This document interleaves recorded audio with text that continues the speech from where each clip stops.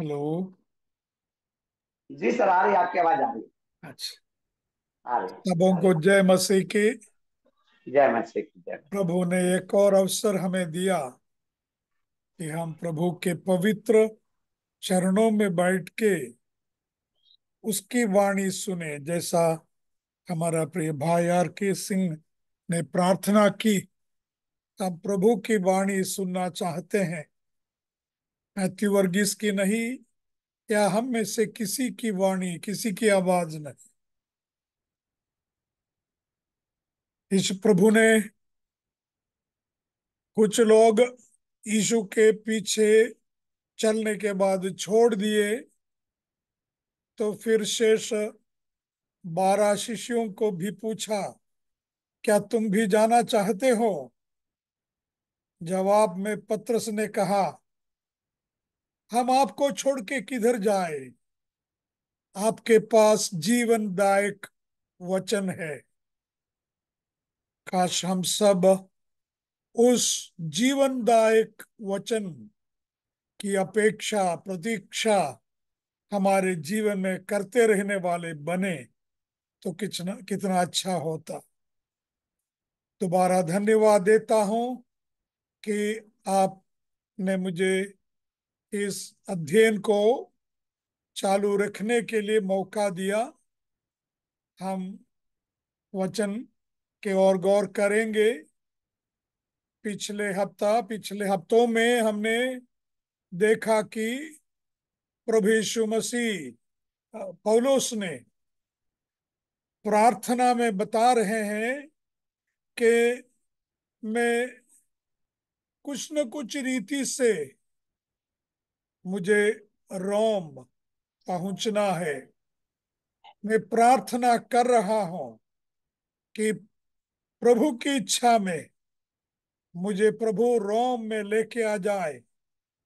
सदा ये निवेदन, 10वां वचन, पहला अध्याय का 10वां वचन, और सदा ये निवेदन करता हूं कि परमेश्वर की इच्छा से किसी न किसी तरह मुझे अंत में आप लोगों के पास आने का सु अवसर मिले।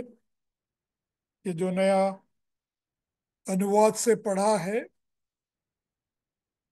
मुझे किसी न किसी तरह अंत में आप लोगों के पास आने का सु अवसर मिले। मालूम नहीं क्यों पौलुस ने इधर अंत में शब्द का इस्तेमाल किया। अंत में शब्द का इस्तेमाल क्यों किया? मुझे लग रहा है कि पवित्र आत्मा ने उसे सूचित किया होगा कि तुम किसी न किसी रीति में रोम पहुंचोगे। जैसा हमने पिछले कुछ हफ्तों में देखा, जहाज में बैठकर, जहाज टूटने के बाद पल्लों को पकड़कर अंत में रोम पहुंच गया।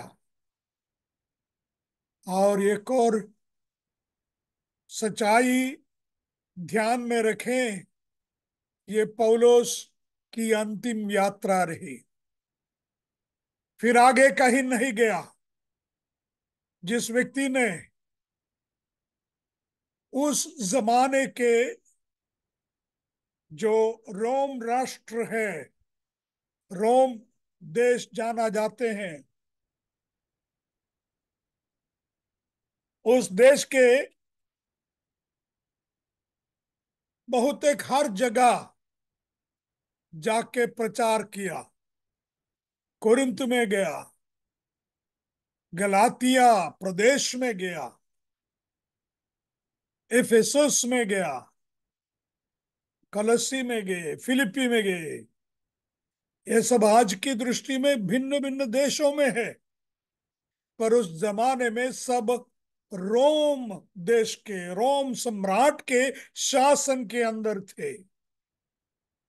तो उसने चाहा कि क्योंकि मैंने रोम साम्राज्य के कई जगह घूमे हैं, कलीसिया की स्थापना की है, तो मुझे अंत में हमारी राजधानी भी देखनी है, टूरिस्ट के रूप में नहीं, केवल एक टूरिस्ट के रूप में नहीं है। क्योंकि हमने 12वें अध्याय में पढ़ा कि मेरी अभिलाषा है कि मैं तुम्हारे बीच में आकर कुछ आध्यात्मिक अनुग्रह तुम्हें दूं, और वैसे ही मुझे भी कुछ अनुग्रह तुमसे मिले। तो किसी न किसी रीति से मुझे रोम पहुंचना है, in the will of God. ये भी छोड़े नहीं, परमेश्वर की इच्छा में।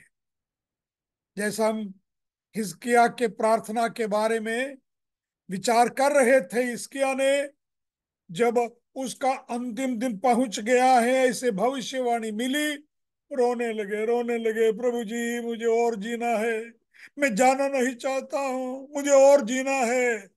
15 साल बढ़ा दिया। इंग्लिश में बोलते हैं परफेक्ट विल और परमिसिव विल। मैंने बोला था शायद, परमेश्वर की इच्छा दो प्रकार की होती है। एक है परमेश्वर की परिपूर्ण सिद्ध इच्छा, और दूसरा है परमिसिव विल, परमेश्वर उसके लिए इजाजत देते हैं। एजिकियल को इजाजत मिली 15 साल और बढ़ाने के। वो श्राप के, दुख के, संकट के 15 साल रहा। एक बेटा जन्मा, वो इसराइल के इतिहास के सबसे खराब, सबसे क्रूर, सबसे गंदा एक राजा बना मनुष्य। इसके बारे में भी हमने पिछले हफ्ता मनन किए थे, विचार किए थे। जबदी के वाइफ याकूब यूहन्ना की माँ यीशु मसीह के पास में आके कहा, तुम तो राज्य स्थापन करने वाला है, बड़ा शासक बनने वाला है, तो एक विनती है, मेरे दो बेटे हैं, एक को दाहिने और दूसरे को बाएं और बैठने दीजिए। तो यीशु ने जवाब दिया कि पहले पीने वाला हूं, वो पीने के लिए तैयार है क्या? हाँ तैयार है बोला। फिर भी यीशु ने वास्तव में जबदी के पत्नी के रिक्वेस्ट को, उनके जो विनंती को नकार दिया, ठुकरा दिया। क्योंकि कम से कम उस माहौल में वे दो बच्चे तैयार नहीं थे। कटोरा पीने के लिए मैं तैयार हूं, हम तैयार हैं, दोनों बच्चों ने बोले। फिर भी वास्तव में वे तैयार नहीं थे, ये यीशु जानता था। इसलिए उस माँ के रिक्वेस्ट को, माँ के विनंती को यीशु ने ठुकरा दिया, यीशु ने इनकार दिया। क्योंकि ये जो कप है, कटोरा है, प्याला है, बहुत कठिन कटोरा है, परमेश्वर के क्रोध का कटोरा है, वेदना के, दुख के, मृत्यु के कटोरा है। तो यीशु ने बोला, जैसा शिष्यों को अपने कटोरा देते हुए प्रभु भोज के समय में अनेकों के लिए मोल देने के, अनेकों के लिए छुटकारे के लिए मैं बहा देने वाला रक्त ये हूं, अनेकों के प्रति। तो फिर बाद में हमने देखा कि यीशु मसीह ने एक नजारा जबदी की पत्नी को दिखाई। वो नजारा मत्ती 27 के 55 से लेकर 57 तक वचन है। पढ़ने के अभी वक्त नहीं है क्योंकि देख चुके हैं। मत्ती 27 के 55 से लेकर 57 तक हैं। यीशु मसीह सलीब पर टंगा हुआ है, दोनों बाजू में ही डाकू है, एक यीशु के दाएं तरह एक बाएं तरह। बिना कोई आवाज से प्रभु यीशु मसीह उस मां को कह रहा था, बिना आवाज से, देखो आंटी जी, आपकी विनती ये रही। अगर मैंने ये विनती, आपकी विनती को हाँ बोले, तब यही तुम्हारे बच्चों का हालत होने वाले थे। एक मेरे दाएं तरफ, एक मेरे बाएं तरफ सलीब पर, अति तीव्र वेदना के दर्दनाक मृत्यु। इससे मैंने थोड़ी देर के लिए तुम्हारे बच्चों को रोका है। हाँ, अंत में हमें मालूम है, यूहन्ना नहीं, यूहन्ना को साधारण मृत्यु मिली, पर याकूब को गला काट के मार डाले। तो वो थोड़ी देर के बाद है, तब तो तैयार नहीं थे। तो पौलुस की प्रार्थना है कि किसी न किसी रीति से, प्रभु की इच्छा है, परमेश्वर की इच्छा रही तो मैं आना चाहता हूं, रोम में आना चाहता हूं। I long to see you, English में, इतना आतुर हूं तुम्हें देखने के लिए, तुम्हें मिलने के लिए, ताकि तुम्हें मिलकर कुछ आध्यात्मिक वरदान तुम्हें दे पाऊं, कुछ आशीष मुझे भी मिल जाओ, मुझे भी मिल जाए। तो जैसा मैंने कई बार बोला, इस सेवकाई की आशीष क्या है, क्या हमें मिलेगा, क्या मुझे मिल रहा है? स्वर्गीय आशीष मिल रहा है। आध्यात्मिक सच्चाई की बात, अनुग्रह यही है कि जैसा जैसा हम दूसरों को देते हैं, वैसे वैसे हमें उस ज्ञान मिल रहा है, उस ज्ञान मजबूत हो रहा है, उस ज्ञान दृढ़ हो जाता है। इसलिए पौलुस कहा, मेरी इच्छा है, देते रहे, देते रहे, देते रहे। फिर हमने 13, 14, 15 वचन पढ़ा था, एक बार और पढ़ूंगा, वहां से हम आगे बढ़ते हैं। रोम अध्याय 1 के 13 से 15 तक वचन मेरी बाइबल से पढ़ रहा हूं। ये तो साधारण ट्रांसलेशन ओवी है, बाइबल सोसाइटी के पुराना ट्रांसलेशन। 13 से पढ़ रहा हूं। और हे भाइयों, मैं नहीं चाहता कि तुम इससे अनजान रहो कि मैंने बार बार तुम्हारे पास आना चाहा, कि जैसा मुझे और अन्य जातियों में फल मिला, वैसा ही तुम में भी मिले, परंतु अब तक रुका रहा। मैं यूनानियों और अन्य जातियों का और बुद्धिमानों और निर्बुद्धियों का कर्जदार हो। सो मैं तुम्हें भी, जो रोम में रहे हो, सुसमाचार सुनाने को भरसक तैयार हो। और 16 भी पढ़ के आगे बढ़े।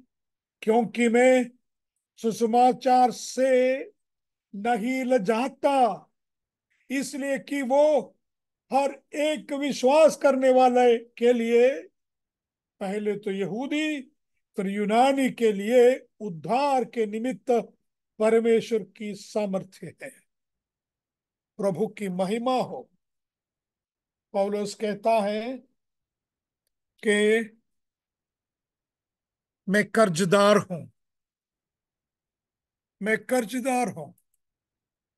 मैं इसलिए रोम तक आना चाहा कि हर तरह के लोगों के लिए मैं कर्जदार हूं, यहूदियों को और गैर यहूदियों को।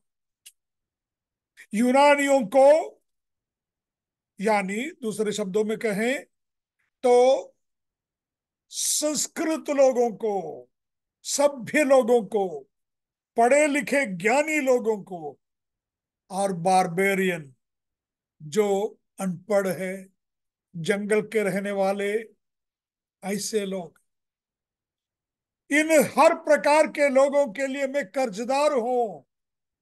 इसलिए मैं रोम में भी आकर तुम्हें सुसमाचार प्रचार करना चाहा, रोम शहर में। क्योंकि जैसे मैंने कहा, कह चुका है ऑलरेडी, उस समय के रोम राष्ट्र के राजधानी रही रोम शहर। एवरी रोड लीड्स टू रोम। सारे राष्ट्र, सारे रास्ता रोम तक पहुंचाते हैं। इसलिए कि रोम में अगर गए, मुझे हर प्रकार के लोग, हर देशों के नागरिक से मिल सकते हैं। कारण क्या है? जैसे मैंने पिछले हफ्ता भी बोला, मुंबई जैसे, दिल्ली जैसे एक बड़े शहर में हम गए, प्रचार करने लगे, तो ऐसे बड़े शहर में लोग मिलेंगे जो भिन्न भिन्न देशों से आए हुए हैं। भिन्न भिन्न भिन्न राज्यों से नहीं, बल्कि भिन्न भिन्न देशों से भी आए हुए लोग मिलते हैं। और ऐसे भिन्न भिन्न देशों से आए हुए एक व्यक्ति, दो व्यक्ति मिले जिससे हमने सुसमाचार का प्रचार किया। हम आशा रखें, आशा रख सकते हैं कि वे भी जाकर अपने अपने देशों में प्रभु यीशु मसीह के गवाह बने। प्रेरितों के कार्य पढ़ते वक्त हमको बहुत अच्छा एक शब्द मिलते हैं, हम सब गवाह हैं। हम सब गवाह हैं।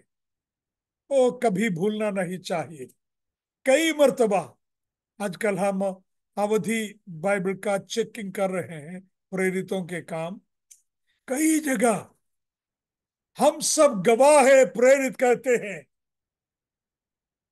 मित्र, आप कौन सी भी शहर में क्यों न हो, कौन से भी प्रदेश में क्यों न हो, परमेश्वर ने उसकी ज्योति हमारे अंदर डालकर हमें गवाह बना दिए हैं। इस ज्योति के गवाह हम बने, इस ज्योति दूसरों तक हम पहुंचाए। हम सब गवाह हैं। और पौलुस कहता है, मुझे रोम में आना है, तुम्हारे बीच में आना है, तुम्हारे साथ में रहते हुए उस शहर में परमेश्वर का वचन का प्रचार करें, ताकि संसार भर के लोगों को परमेश्वर का वचन सुनने के अवसर मिल जाए। हाँ, एक अफ्रीकन से मिले, उनसे वचन बोले। एक एशिया खंड के किसी से मिले, एक इंडियन से मिले, उनसे परमेश्वर का वचन बताए। एक चीनी को मिले, उनको परमेश्वर का वचन बताए। एक अरब को मिले, वहां बताए, उनको बताए। कितनी बड़ी एक तरीका है, स्ट्रैटेजी बोलते हैं ना, कितनी बड़ी एक स्ट्रैटेजी है, एक तरीका है कि एक एक जो भिन्न भिन्न प्रकार, भिन्न भिन्न भिन्न प्रदेश से लोगों को सुसमाचार बताना। मित्र, हमारे ही बदनामी के लिए शर्माते हुए मैं बोल रहा हूं, कई अपने सेवक केरला से निकलते हैं, पुराने जमाने में खास। मैं नॉर्थ इंडिया में प्रचार के लिए जा रहा हूं, मध्य प्रदेश में प्रचार के लिए जा रहा हूं, वगैरह वगैरह बोल के ढूंढ लेते कोई मलयाली है क्या इधर, कोई मलयाली चाय वाला है, कोई मलयाली टायर वाला है, कोई मलयाली ऑफिसर है। फिर एक कलीसिया की स्थापना करते हैं जो नॉर्मली मलयाली कलीसिया है। नॉर्मली मलयाली कलीसिया है, नॉर्मली बोल रहा हूं, इसके लिए अपवाद है। बहुत अच्छी तरह सेवा करने वाले, आजकल जमाने में, आज के जमाने में है, हर तरह के लोगों से परमेश्वर का वचन बताते हैं, हर तरह के लोगों को प्रभु के नाम इकट्ठा करते हैं। यही हमारे स्ट्रैटेजी रहना है। पौलुस ने इसलिए चाहा कि मैं रोम में अगर आए तो वहां एशिया खंड के लोग मिलेंगे, यूनानी मिलेंगे, यूरोपियन मिलेंगे, इंग्लैंड के मिलेंगे, फ्रांस के मिलेंगे, इटली के मिलेंगे, इटली है रोम, अफ्रीका के बहुत मिलेंगे।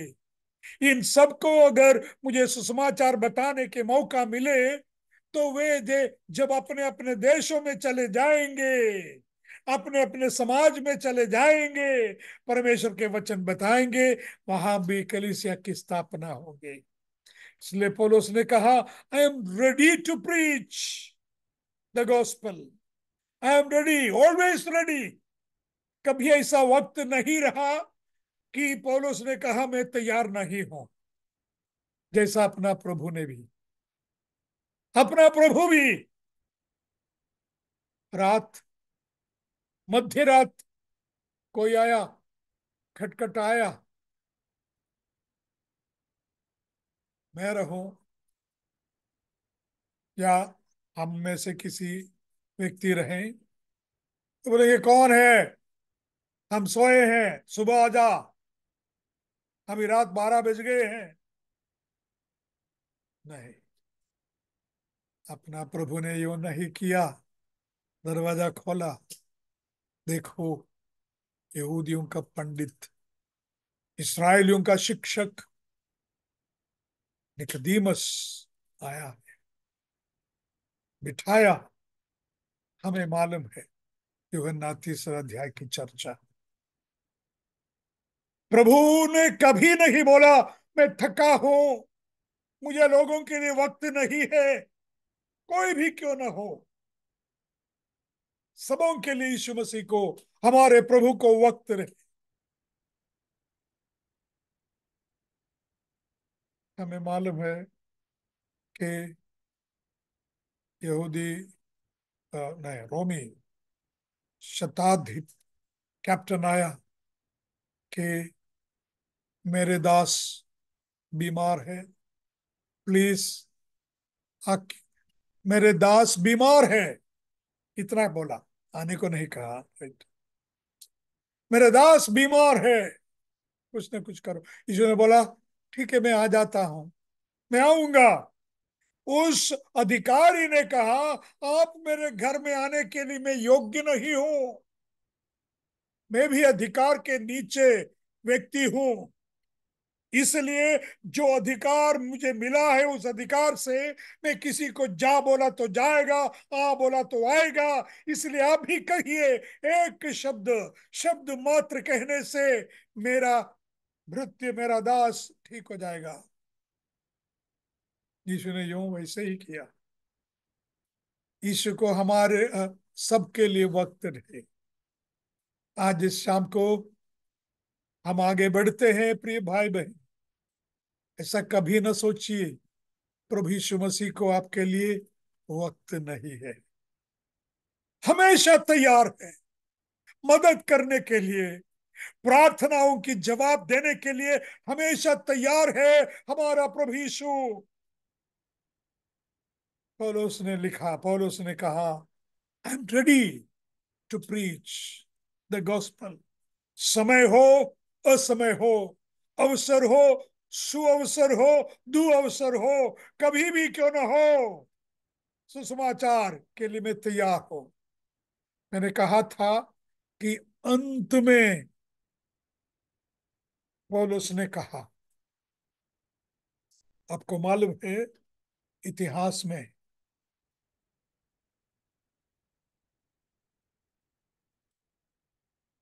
गलीसिया के इतिहास में उल्लिखित है, बाइबल में नहीं। रोम बादशाह, रोम के कैसर नीरो ने आदेश दिया कत्ल करो, ये मसीही प्रचारक को कत्ल कर डालना।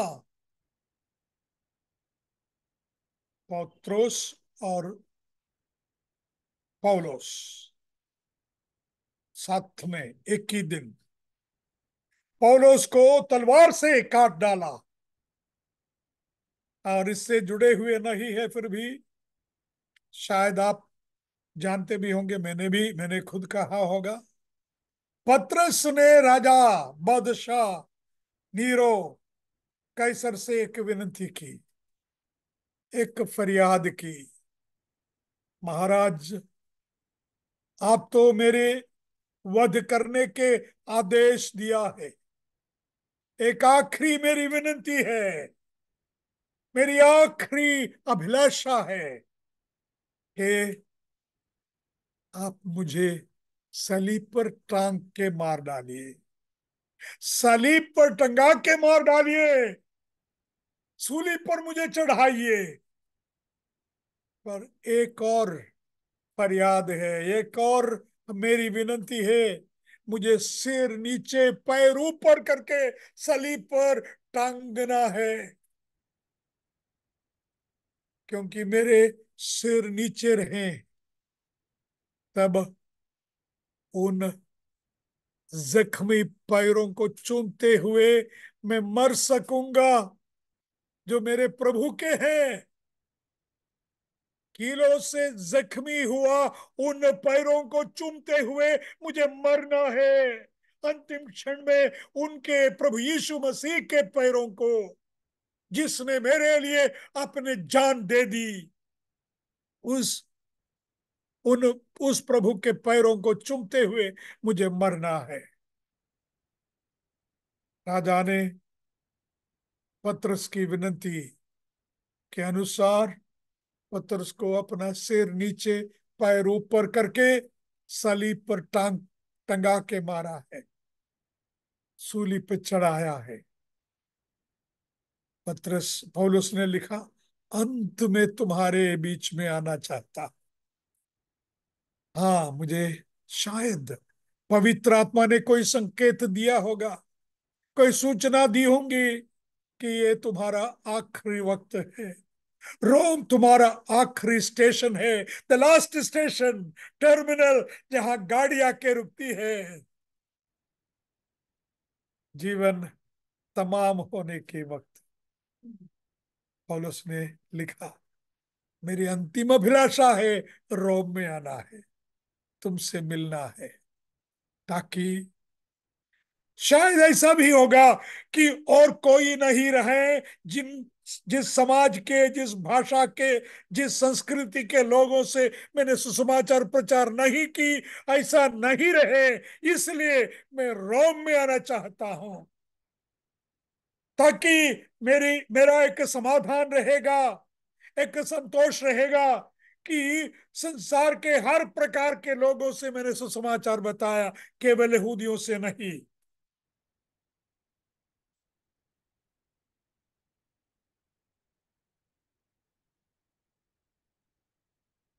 पौलुस ने क्यों चाहा इस प्रकार कि मैं रोम में आना चाहता हूं, रोम में आना चाहता हूं क्योंकि मैं कर्जदार हूं, कर्जदार, उस खून के कर्जदार, उस खून के कर्जदार, यूनानियों को, बारबेरियन को, बर्बर को, ज्ञानी को, अज्ञानी को, पढ़े लिखे अनपढ़ को, गवारों को, शहर में रहने वालों को, इन सबों के सामने मैं कर्जदार हूं, क्योंकि उस बहुमूल्य खून बहा के मेरे प्रभु ने मुझे मोल लिया है। मैं था कौन, मैं था कौन, था भी नहीं बोल रहे हैं पौलुस, मैं हूं बोल रहे हैं। सबसे बड़ा पापी मैं हूं, जैसा हमने पहला तिमोथी 1:15 में देखा।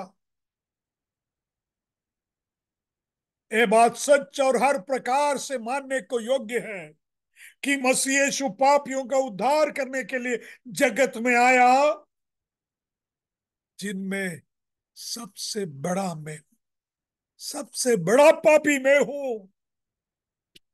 जीवन के प्रारंभ से लेकर उस समय तक के उसके जीवन को देखते हुए, सारे जीवन को एक तस्वीर के समान, एक चित्रपट के समान देखते हुए पौलुस ने लिखा कि मैं सबसे बड़ा पापी, सबसे बड़ा पापी, ऐसे सबसे बड़ा पापी रहने के बावजूद भी मुझ पर यीशु मसीह ने प्रेम किया, मुझे बचाया, मुझे छुड़ाया। हमेशा उसके नजर, उसके मन में वो नजारा है, दमस्कस के ओर जा रहा था मसीहियों के पकड़ के मार डालने के, मसीहियों के पकड़ के जेल में डालवाने के। तो यीशु मसीह का दर्शन, हे शाऊल, हे शाऊल, मुझे क्यों सताते हो, उस नजारा, उस दर्शन हमेशा मन में रखते हुए पौलुस कहता है, मैं सबसे बड़ा पापी हूं और मैं कर्जदार हूं। मित्र, केवल पौलुस नहीं, हम सब कर्जदार, हम सब कर्जदार, क्योंकि हमारे जैसा कौन है, कौन है हमें जो कह सकता है मुझ में कोई कमी नहीं, मैं अच्छा, मैं धार्मिक, मैं पवित्र रहा। एफिसियों का पत्र के अध्ययन हमने कर चुके हैं। दूसरे अध्याय के पहले, दूसरे, तीसरे वचन में ही बोले हैं, हम मरे हुए थे, अपने पापों में, अपराधों में मरे हुए थे। ऐसे हमको मरे हुए, सड़े हुए, यूहन्ना 11वां अध्याय हमें याद होंगे। हाँ, दो बहनों ने कहा, गुरुजी बदबू, गुरुजी बदबू निकल रही है, पास में मत आ अपने भाई लाजरस के बारे में। ये हमारी हालत थी, बदबू निकलते थे हमारे जीवन से, निकलती थी हमारे जीवन से। क्या था हम में भला, क्या रही हम में कोई अच्छा गुण? कोई भी नहीं। अपने जीवन अगर देखें, भला बोलने के लिए कोई भी चीज हमारे जीवन में नहीं है, अच्छा बोलने के कोई भी चीज हमारे जीवनों में नहीं है। फिर भी प्रभु ने हम पर प्रेम किया। हम जब पापी ही थे, हम जब मरे हुए ही थे, हम जब शत्रु ही थे। हम देखेंगे आने वाले दिनों में 5वां अध्याय। इसलिए पौलुस ने कहा, मैं कर्जदार, मैं कर्जदार। इंग्लिश में एक सुंदर गाना है, शायद आप लोग जानते भी होंगे, When I survey the wondrous cross। उसका आखिरी पद ऐसा है इंग्लिश में, Where the whole realm of nature mine, that were an offering far too small, love so amazing, so divine, demands my soul, my life, my all.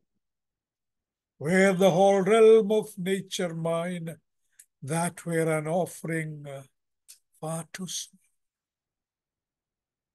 यदि सारे संसार मेरे होते, वो सब कुछ प्रभु के चरणों में एक भेंट सा चढ़ाए तो भी काफी नहीं है। वो बिल्कुल छोटा है। Love so amazing, so divine, demands my soul, my life, my all। इतना बड़ा प्रेम, love so amazing, इतना अद्भुत प्रेम, so divine, इतना स्वर्गीय प्रेम, जो परमेश्वर ने हम पर किया, हमारा सब कुछ, आत्मा प्राण देह सब कुछ देने के लिए हमें बुला रहे हैं, हमसे मांग रहे हैं। I am I am a debtor, I am a debtor, मैं कर्जदार हूं, पौलुस ने लिखा। 16वां वचन, 16वां वचन के ऊपर ही हम वहां तक पहुंचे थे पिछले हफ्ता, दोहरा के समय पूरा खत्म किया। 16वां वचन, आई am not ashamed of the gospel of Christ। प्रभु यीशु मसीह के सुसमाचार के प्रति मैं लजाता नहीं। For it is the power of God unto salvation to everyone that believes, the Jew first and also to the Greek. To the Jew first and also to the Greek. ये नया अनुवाद में जो हमारे टीम ने किया है उसमें से पढ़ के आगे बढ़ूंगा। ईश्वरीय सुसमाचार मेरे लिए लज्जा का विषय नहीं है, यह उन सभी के उद्धार के लिए परमेश्वर का सामर्थ्य है जो इसमें विश्वास करते हैं, सबसे पहले यहूदियों के लिए और यूनानियों के लिए भी। ईश्वरीय सुसमाचार मेरे लिए लज्जा का विषय नहीं है। आई am not ashamed of the gospel। I am not ashamed, पौलुस ने लिखा। क्योंकि दो बातें हमने शायद पिछले हफ्ते से ही यूं ही स्पर्श करके गया होगा। सबसे पहले पौलुस ने कहा इट इज द पावर, मैंने कहा था ड्यूनामिस, ग्रीक भाषा में शब्द वही है ड्यूनामिस, जिससे डायनामिक डायनामाइट वगैरह हमें मिलता है। प्रभु यीशु मसीह का सुसमाचार सामर्थ्य है। सबसे पहले मरे हुओं को जीवन में लाने वाला ताकत सामर्थ्य उसमें है। इट इज पावर, सुसमाचार, for it is the power of God. उसमें ताकत है ऐसा नहीं, इस सुसमाचार में ताकत है, इस सुसमाचार में ताकत है।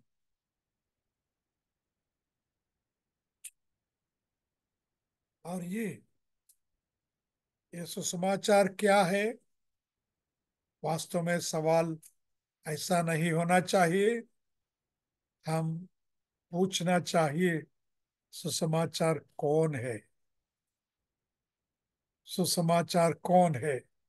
हमने देखा था प्रभु यीशु मसीह के बारे में पहले देखते देखते वो भविष्यवाणी की गई, उनका जन्म भविष्यवाणी के द्वारा है।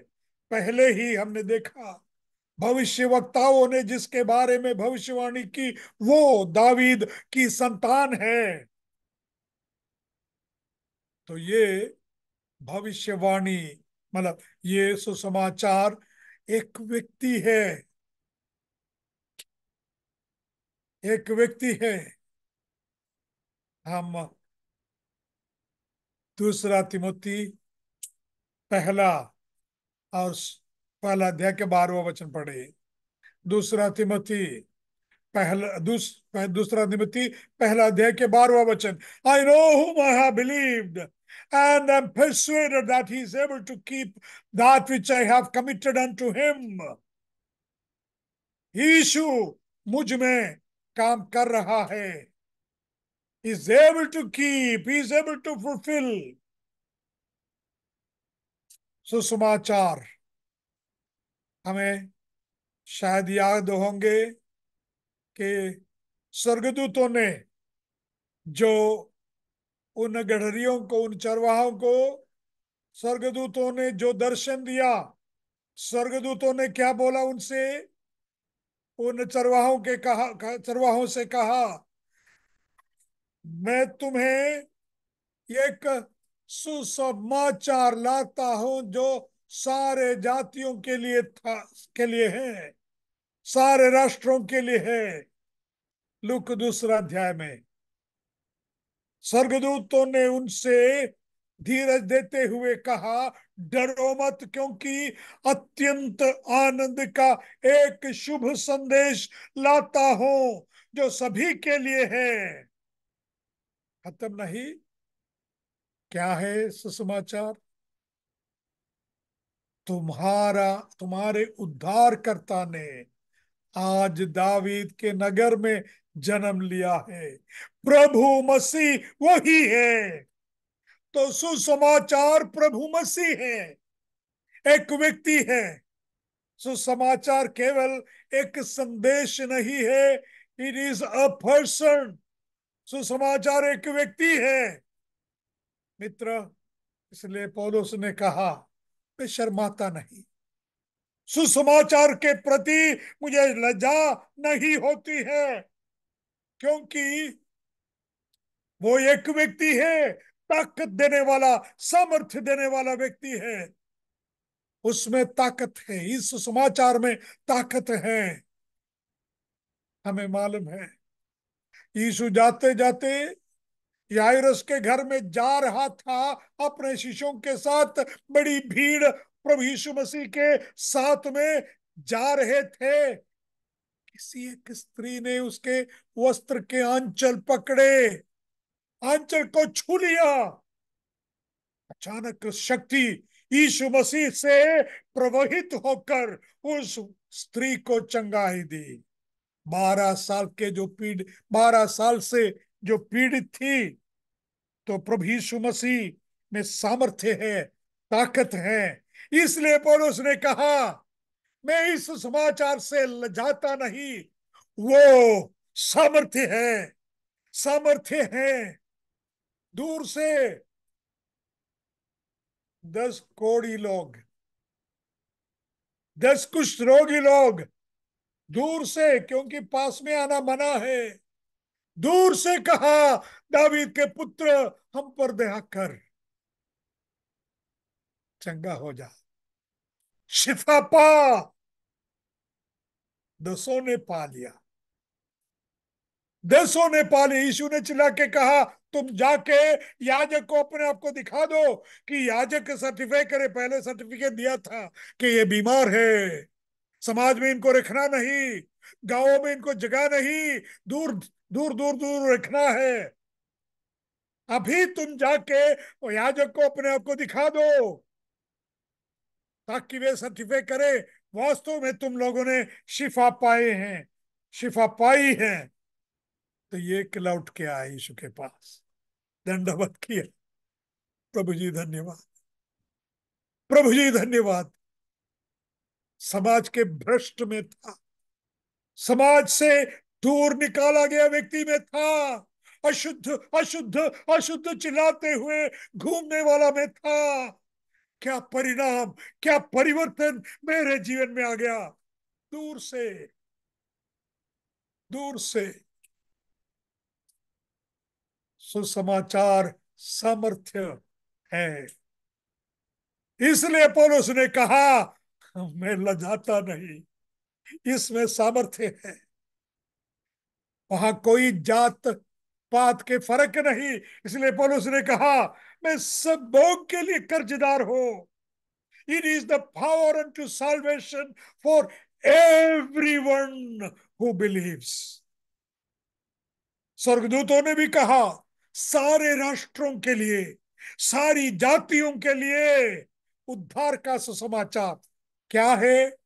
सवाल वैसा नहीं है कौन है।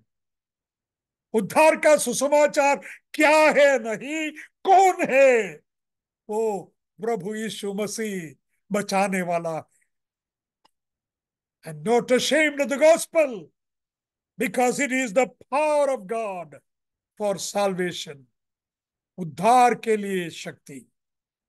पाप में मरे हुए, पाप में फंसे हुए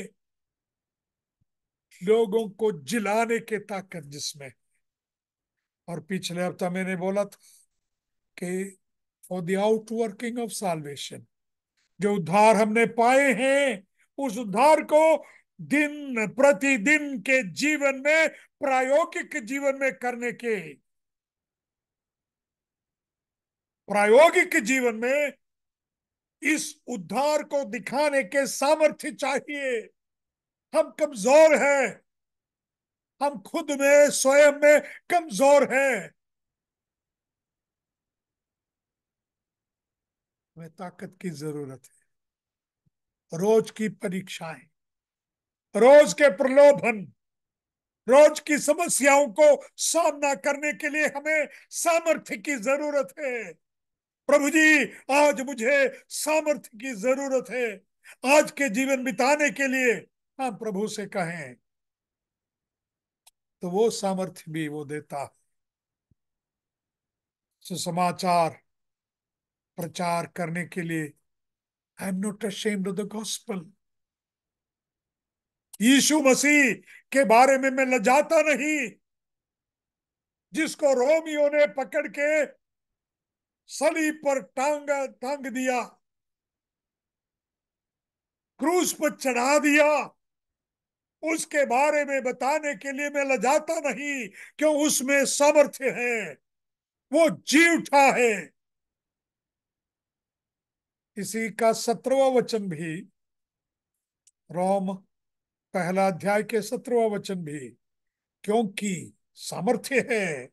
सेकंडली, क्योंकि इसमें विश्वास से, विश्वास के लिए, इसमें विश्वास से, विश्वास के लिए परमेश्वर की धार्मिकता का प्रकाशन होता है। इस समाचार में परमेश्वर की सामर्थ्य है, इसलिए मैं लजाता नहीं, क्योंकि इसमें परमेश्वर की धार्मिकता का प्रकाशन होता है। ये क्या चीज है? क्या बता रहा है पौलुस? रोम 6 अध्याय में हम आगे जाएंगे, 23वां पद सबको पाठ होंगे। पाप के वेतन है, पाप की मजदूरी है मृत्यु, और परमेश्वर का वरदान है प्रभु यीशु मसीह में अनंत काल के जीवन। पाप की मजदूरी, एजिकियल 18वां अध्याय 4:20 लिखा है, the soul that sinneth it shall die, पाप करने वाली आत्मा मर जाएगा, मर जाएगी। एजिकियल हेस्केल 18 के 4 और 20 दोनों में है मेरे ख्याल से। पाप करने वाली आत्मा मर जाएगी। यही हमारे भागधेय रहा, हमारे बारे में परमेश्वर के न्याय यही रहा, दंडा क्या हमारे ऊपर लिखित रहा, पाप करने वाली आत्मा मर जाएंगे, मर जाएगी। पुराने जमाने में, प्रभु यीशु मसीह के समय में,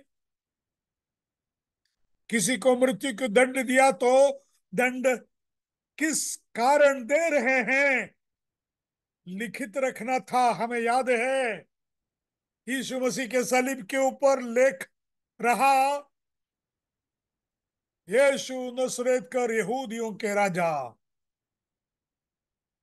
लोगों ने आके कहा, नहीं वैसा नहीं, पिलातुस महाराज वैसा नहीं, इसने कहा था मैं यहूदियों का राजा हूं।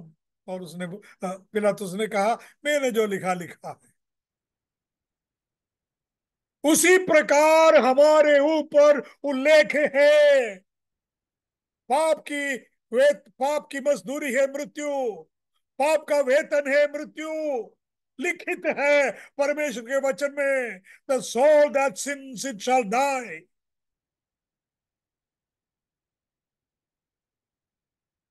तो यहां लिखा है, इसमें, इस सुसमाचार में परमेश्वर का न्याय, परमेश्वर की धार्मिकता देखने को मिलते हैं। परमेश्वर की धार्मिकता का प्रकाशन है। रोम के ही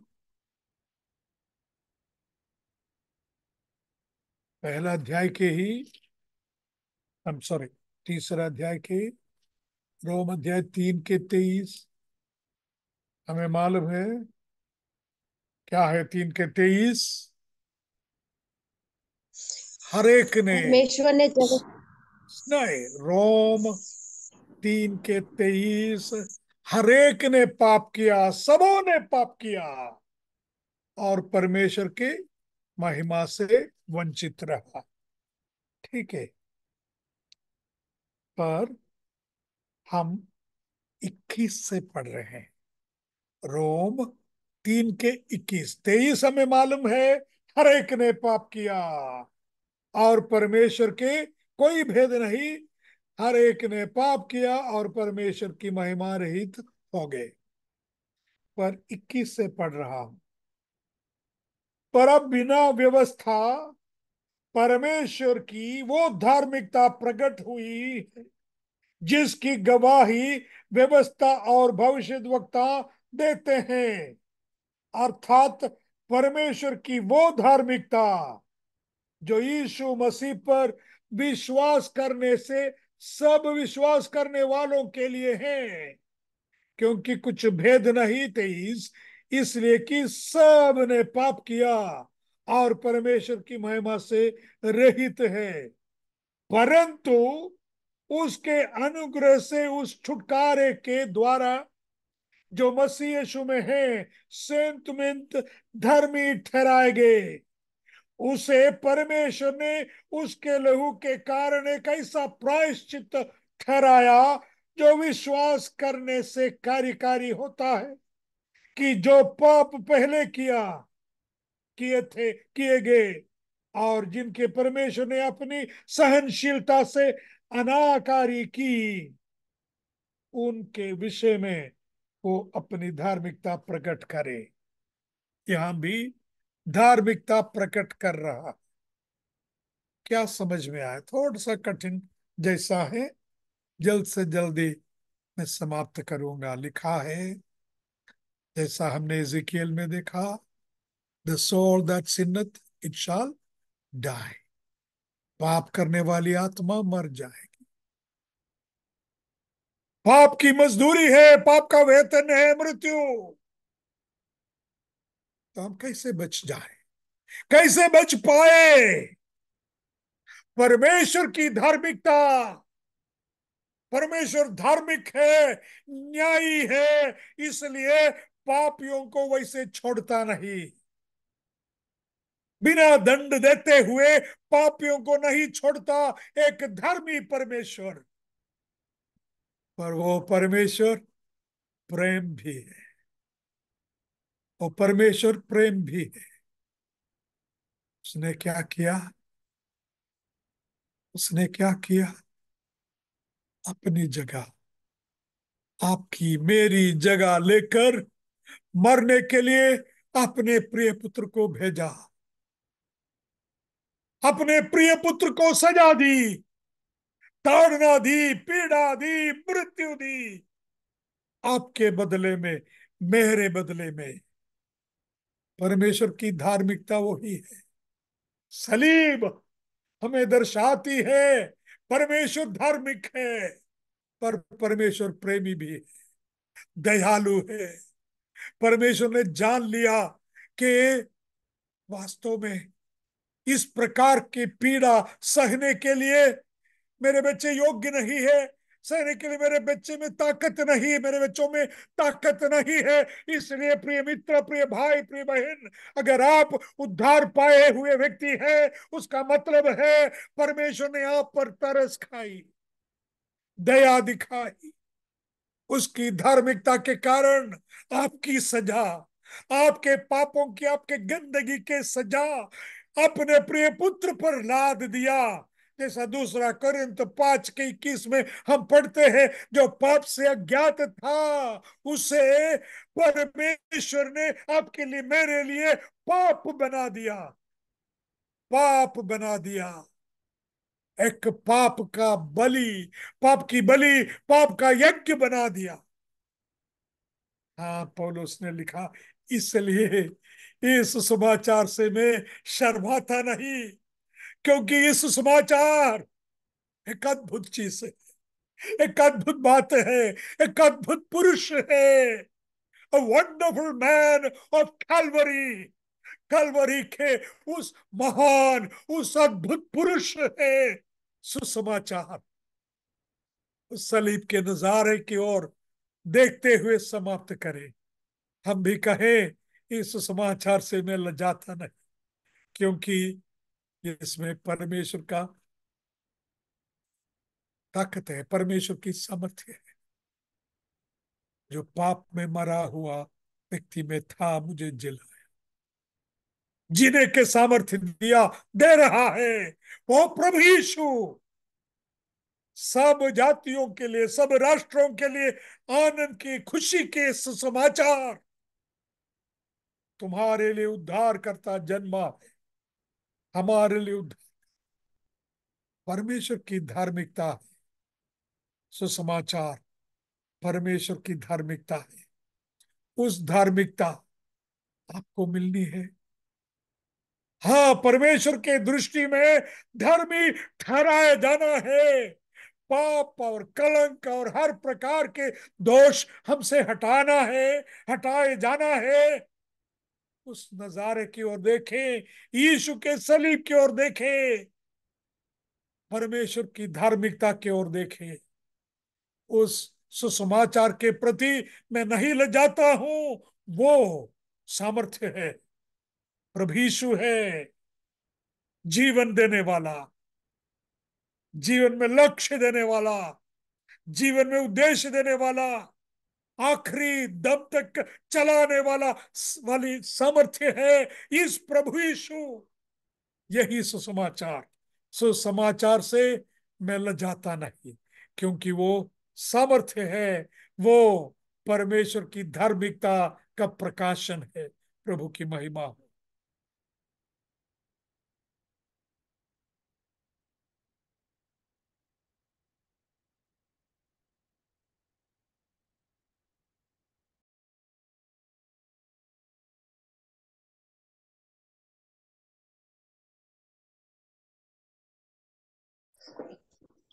अंकल ये आपका म्यूट हो गया, म्यूट हो गया अंकल ये आपका।